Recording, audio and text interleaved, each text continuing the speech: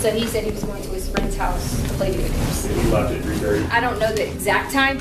Is there anybody down here? No. No one. So then when I get downstairs, he had one of the guns. And I was terrified. He asked me to give him a suitcase. Is Gannon in a dumpster? No. You didn't hurt Gannon? Did you kill Gannon? No. This is Leticia Stauch. On the morning of January 27th, 2020, she called 911 to report her 11-year-old stepson, Genanon Stauch, missing.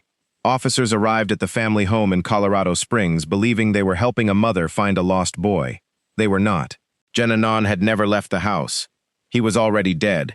And the woman standing in front of those officers was the last person who touched him, and the first person to lie about it. Why would I hurt our child? I had everything in the world. I have no motive. So tell me where he is and let me help you. I don't know where he is. All I can tell you is I did not hurt him. She didn't know what detectives already had. A neighbor's surveillance camera had captured her and Genanon driving away from the house that morning, on a day she told her employer the boy was too sick to go to school.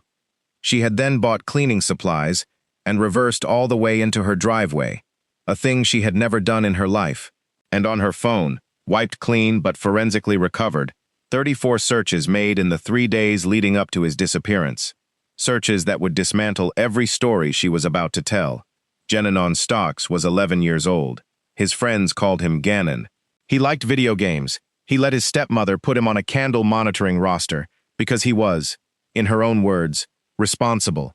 He took instructions and followed them. He was the kind of kid who pinky promised when his stepmother asked him to, even after something had clearly already happened to his arms. Gannon, I promise this is the last time I'm going to ask you. I'm just freaked out, okay? Are you sure you didn't do it on purpose? He did it. Okay, we promise.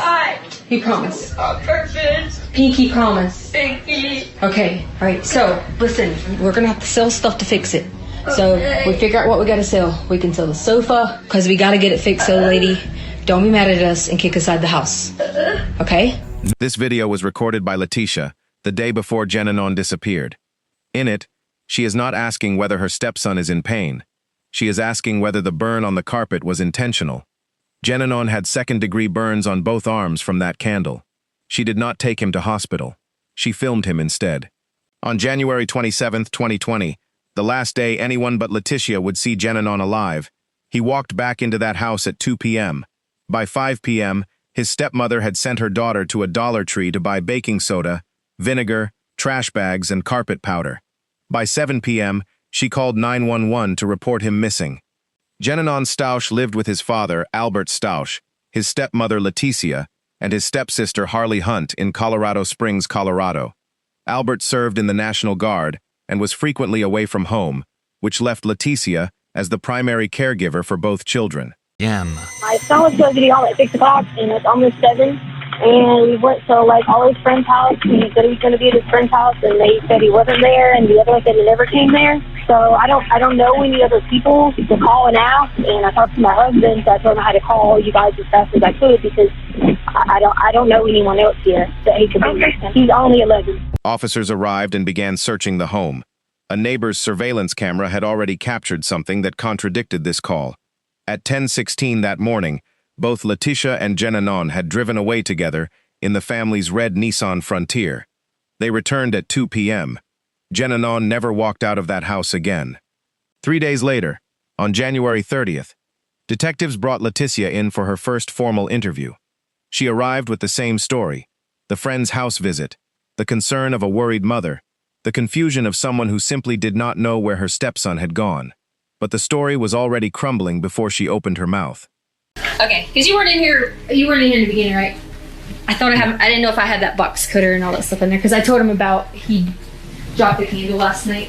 Oh, okay. And I thought I must have picked it up. I was just making sure. I didn't want you to be like, oh, just a box cutter. But yeah, I had to cut this, and I told them I wasn't even going to tell Dad, and I was going to figure out a way to put this in there from the situation, but At least you got a carpet. Yeah, right, I just took it and covered up with the carpet and stuff like that, but.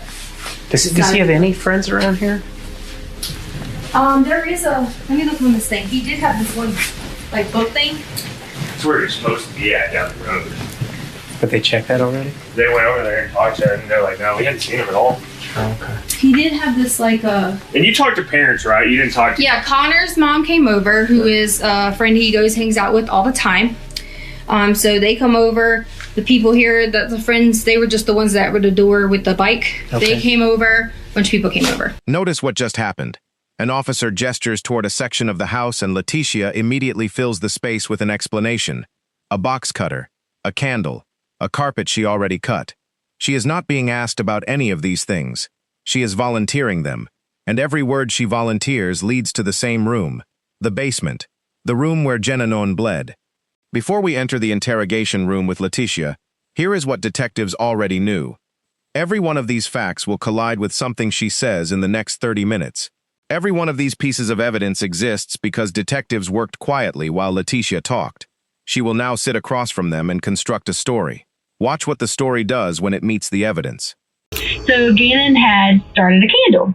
Again, normal day. He's very responsible in terms of if you give him something and say, do this, and this, and like a list to prepare, he's fine. So we let him, do things like that. So I didn't see a problem with him, light a candle, whatever. And Lena asked me could she stay up and still watch the rest of her iPad or whatever. It was just her birthday, and I was trying to give her a little bit extra because we went all out for Ganon's birthday. We took him to a Rockies game. We took friends with him. It is already strange that Leticia is going on several tangents and prefacing this entire conversation with the loving relationship she had with her children, especially with her daughter, Harley Hunt, whom she would refer to as Lena, almost as if she wants to say that whatever happened with the candle was... Before she says a single word about what happened to Genanon, she prefaces it with all the ways she was a loving parent. The Rockies game, the birthday, the list-making. This is not a grieving woman searching her memory. This is someone building a character reference for herself before the evidence hits her. So it starts beeping. It's like a beep, beep, beep, beep. And I thought that someone was coming in the house. I didn't see anything going on. Then it started saying fire, fire, fire, fire. So there was smoke coming up through the basement. So then I ran back downstairs to get Gander. And then the fire was on the floor over here, then on the sofa. So I'm pretending this is the sofa and this is our floor. So it was right here and right here. And I saw the candle that was over here. So there was covers everywhere because the kids always get on them about, they leave a lot of covers laying around all the time. I take a whole bunch of them and I go and basically smash down on the sofa and the fire to put it out. So I got a burn, and then I was like, get up again, and started running at that point because it wakes him up. He's alert. He's realizing that the covers and everything's on fire, the carpet's on fire, and we all go outside. A knocked-over candle producing second-degree burns on both arms of an 11-year-old. And his first reaction is not to run, but to stay in place long enough for both arms to be burned equally. That is not a candle accident. That is something that requires him to be held still. Because my thought process was, Albert is going to kill me. Because I made a mistake as a parent and forgot to really check him down. And he really got a little bit more burnt than he should have. So I was freaking out because it's he's going to kill me. And Ganon was like, it's okay. And there was blood. And he had on his arm. And as it was peeling, I should have called. What did he have blood at? I should have called the hospital and just asked, I don't know enough about burns, but I should have called the hospital and just asked, I made a mistake. She just told Albert the burns hadn't broken the skin. She just told these detectives they were bleeding and peeling. One of those accounts is a lie, and the one more likely to be true, because it is harder to walk back, is the one she told the officers, because she forgot, in this moment, that she had told Albert something different. Watch Leticia before the detectives press her on anything. She fills the silence herself. This is her baseline, the rhythm of someone who has rehearsed, not someone who is searching their memory. So Genanon had started a candle. Again, normal day. He's very responsible in terms of if you give him something and say, do this, and this, and like a list to prepare, he's fine. So we let him, do things like that. So I didn't see a problem with him, light a candle, whatever.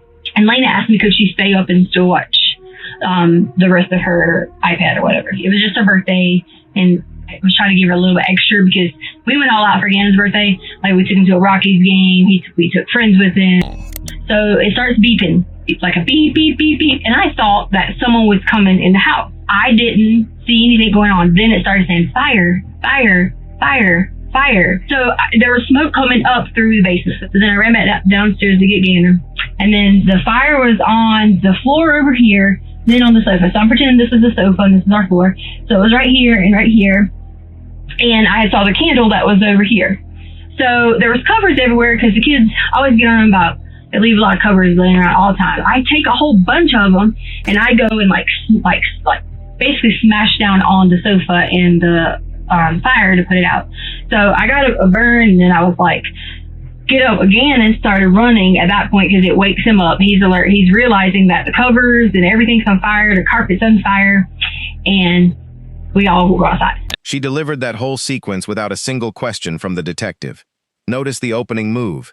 She preloads her relationship with both children, the birthday, the Rockies game, before touching the incident itself. That is not how someone who is frightened and truthful reconstructs events. It is how someone with a story to protect makes sure the protective layer goes on first. Because my thought process was, Albert is going to kill me. Because I made a mistake as a parent and forgot to really check him down. And he really got a little bit more burnt than he should have. So I was freaking out because it's he's going to kill me.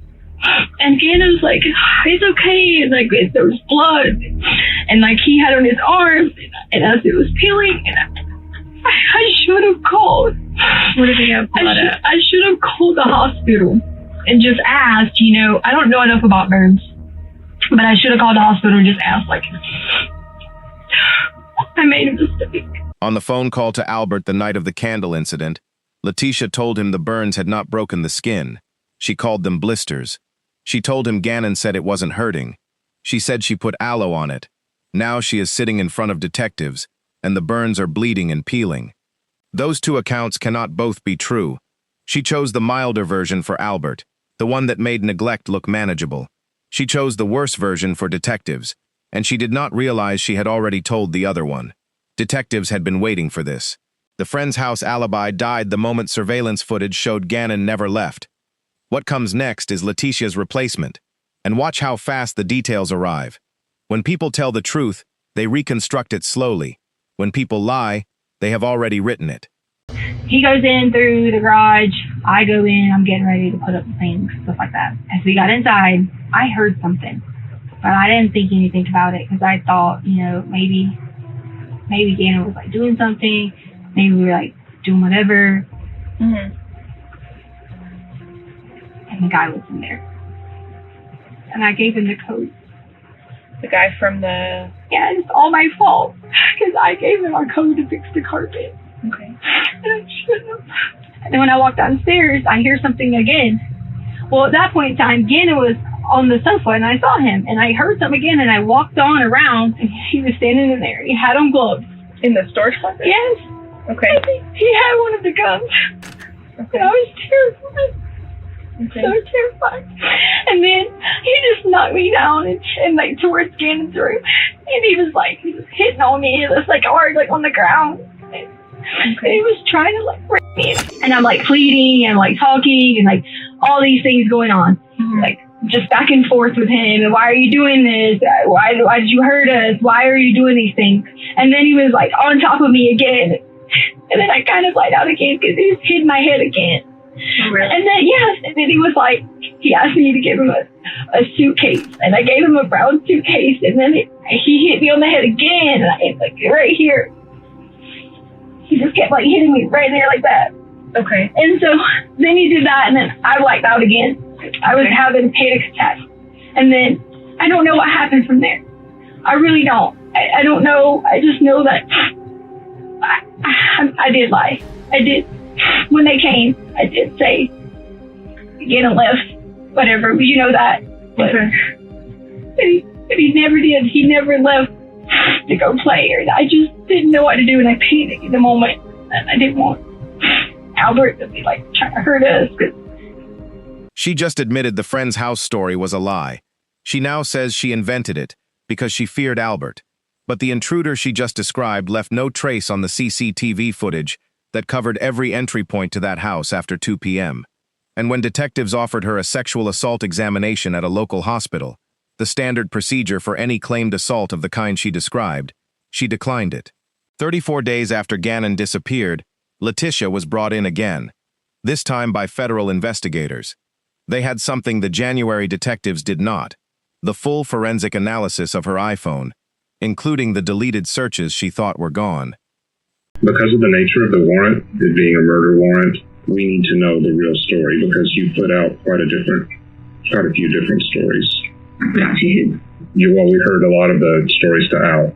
To Albert? Mm-hmm.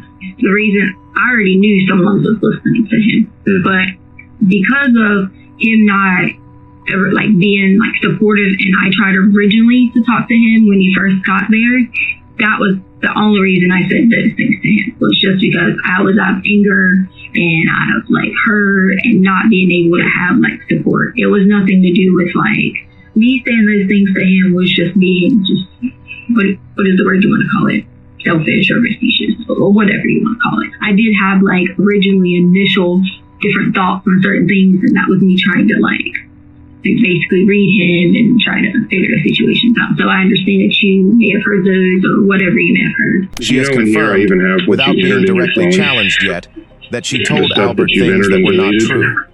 She frames it as emotional reaction. What she cannot yet explain is why the emotional reaction included the words she is about to hear.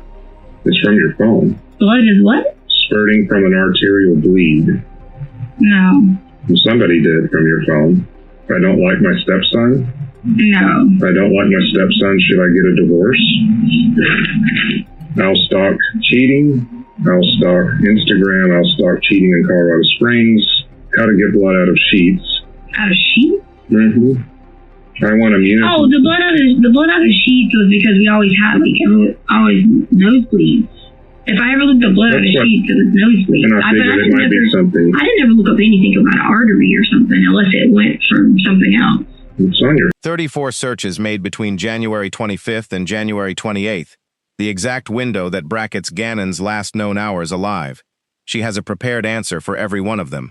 The nosebleed explanation for blood on sheets, the gang-related explanation for, I want immunity, the deflection of the arterial bleed search onto an unnamed someone who used her phone. Listen for what she does not do. She does not ask which searches. She does not ask what deleted means. She responds to each one before the detective finishes reading it, as though she has been waiting for the list. The reason I brought up gangs is you looked up, I want immunity because it was gang related. And this sounds like me. Find me a new husband, find me a rich guy who loves to take care of his kids. The new husband is just because Albert already knew that was about the lady Debbie Sherrill who wanted to find a new husband after 35 or something. He picked me about Amazon. A lot of these can have nothing to do with this. It doesn't. I get it.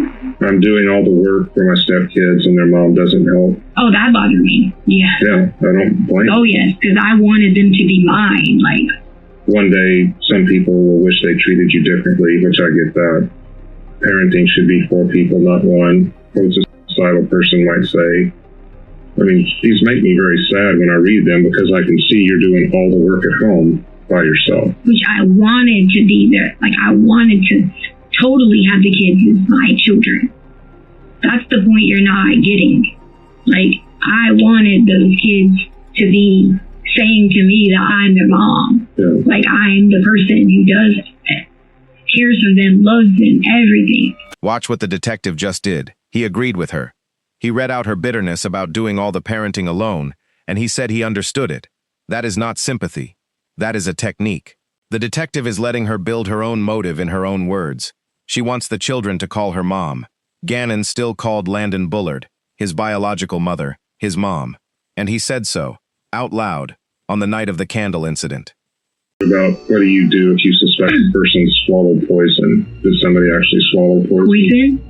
I don't know. I always click things and read them. No one Did somebody swallow it? No one swallowed any poison. Okay. You will never forgive me and treat me like a princess. You'll never know when it's too late. Oh yeah, I mean, I always search for things when Albert was gone. What is an Alford plea? Did you figure out what an Alford plea was? Alford plea? Yeah. I think someone asked me that and I probably searched it. Do you know what it is? Yeah. You remember? What did you remember? I don't remember. I just remember something. Because someone was writing that online. So if anyone wrote something online, I looked it up. Just like the other day, someone wrote something about FBI coming or something, and if I see something online, An Alford plea is a legal mechanism that lets a defendant plead guilty while maintaining they are innocent, in exchange for a reduced, predetermined sentence, rather than the risk of a maximum one at trial. Leticia searched for this between January 25th and January 28th. That is before Genanon was even reported missing. She was already researching what would happen if she was caught, before she had finished. The phone searches have exposed her preparation. Now the detective moves to what was found inside the house, evidence she cannot explain away by blaming a curious mind or a bored afternoon on Google. And the spray went from the bed all the way up here. Well, you had to clean it up. I don't know anything about that. It comes from aspirated blood. Okay. Do you know what that means? No. It means that he didn't accidentally do it. Okay. Whatever. So that's what we were waiting on for the warrants, because somebody struck Genanon in the bed. If someone struck Genanon in the bed, thank God we were all drugged then. If that's what you're saying happened. Well, then can you tell me how that blood got on the wall? Sir. That's Ganon's blood on the wall. Okay, well, I guess, sir, if you think you have all the answers, then You're making me guess. I'm not. You've got the answers. I'm not making you guess, sir. It doesn't look like it does on TV. Have you ever watched Criminal Minds or Profilers? I don't watch any of that stuff because I don't do bad things to people. You know, good people watch those shows. I don't do any of that. I don't do bad things to people. Right now, you're the last person with Genanon.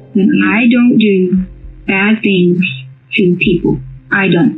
I don't think you do bad things to people. I don't do bad things to anyone, and I didn't do anything bad to Genanon. I think something bad happened. She said we were all drugged. She did not say that's impossible or someone broke in. She said we, and then she stopped. The word drugged is not a defense. It is a detail only the person who administered the drugs would reach for. Why would I hurt our child? I had everything in the world.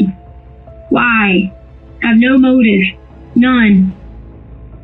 Don't have the first motive. Everything I wanted in my life, I had it. Why? Doesn't make any sense. It doesn't make sense a lot of the time what happens inside of a house. And sir, I don't even know what you're talking about. All I can tell you is I did not hurt him. Motive is not a word civilians reach for when denying guilt. Grieving mothers say they love their child.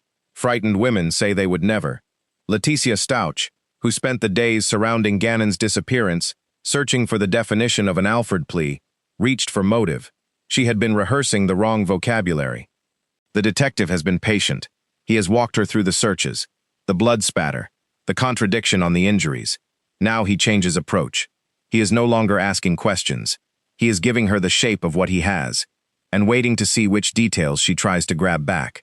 I do want to help, and whether you did this or not, it doesn't matter to me. With all the evidence that they have, the reason why it took so long is the district attorney wanted to wait and wait and wait till they made sure they could win in the courtroom. Okay. And I've done no body homicides before. They have more on this case than we do on most of them. Okay. But if you have what you need, why do you keep asking me? Because our goal is to find Genanon. Our goal is not to prosecute you. That is the district attorney's job. We're investigators. And like you've just seen, I do a poor job about half the time because I have to guess. Because as much as we tried to track you with your cars and your phones and whatever else, there are gaps. We do have, like I told you, the blood in the house. We do have, do you know about the board that was thrown in the forest? Leticia? Oh. What? I'm sorry, sir. What? The board that has Ganon's blood on it that was thrown in the forest. She did not ask what board. She did not say she had no idea what he was talking about. She asked what DNA he had on it. She moved immediately to damage assessment, not to confusion. An innocent person does not leap to DNA. They ask what forest. The blood that you or your team allow people to be in the house? That has no bearing on it. Okay, well, if it doesn't, then okay. It doesn't. Okay, so You ready to tell me the last time you saw Gannon? maybe check one of them, because I bet you they can tell me the last time they saw Gannon, even though it was months before. Your answer. I bet Al can tell you the last time he saw Gannon, even though he didn't know that was going to be the last time. I guarantee you he's got an image of Gannon. Did you were the last one with him, Leticia? Okay. Okay, that one word, with no protest, no correction, no demand for clarification, just ended 30 days of alternative alibis. She agreed that June was the last time Albert saw Gannon. She agreed, by saying nothing, that she was the last person to see him after that. This was not an interrogation. It was a confession distributed across 2 months of talking. On March 10, 2020, 8 days after that interview, Leticia Stauch was arrested. She was transported to county jail, and in the transport vehicle, she did something that every other lie, every prepared search term, every deflection had been building toward. She tried to escape. She keeps threatening me. Stop. Well, she keeps threatening me. Stop it. Well, she keeps on threatening me. I have stopped it. She keeps on. She got out of the restraints. She keeps on. Threatening me. Put your arm down. I will for you. She keeps Put threatening your arm down. Put your arm down. Well, she keeps threatening me the whole time. Tisha?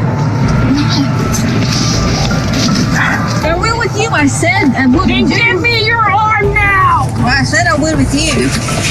I said I would with you. I said I would with you. I'm just asking to breathe. That's it. Just to breathe. That's all I want to do is breathe. You're hurting my arm. My phone is dead. You're hurting my arm. You're hurting my arm. Lisa, I just stop. want my arm. It's hurting my arm. Just let my arm out. She cannot breathe. Her arm hurts. She is uncomfortable. She wants it to stop. Genanon Stauch, age 11, had second-degree burns on both arms that his stepmother told his father were blisters that hadn't broken the skin. He was found with a gunshot wound to the jaw and hydrocodone, his father's prescription, in his system, given to him by the woman who was the only person who knew where Albert kept it. Leticia got to complain about her arm. Genanon did not. On March 17, 2020, 49 days after Gannon disappeared, a maintenance worker found a suitcase under the Escambia Bay Bridge in Pace, Florida, 1,300 miles from the Stauch home. Inside was Genanon's body. The autopsy showed high levels of acetaminophen and hydrocodone. Hydrocodone was prescribed to Albert Stauch, kept in his nightstand. Leticia was the only person in the house who knew it was there. The presence of those levels in an 11-year-old means he was forcibly medicated, most likely to dull the injuries he was already suffering, so that Leticia could continue. A gunshot wound to his jaw ended his life. The death was not instant, it was prolonged. Forensic evidence confirmed that. Leticia was extradited to Colorado. On November 18, 2022, she was convicted of first-degree murder after deliberation, 2 counts of child abuse resulting in death, and 3 other counts. She was sentenced to life in prison without the possibility of parole. Genanon Stauch wanted his biological mother. He said so the night of the candle. He is the only person in this story who told the truth from the beginning, and the only one who paid for it.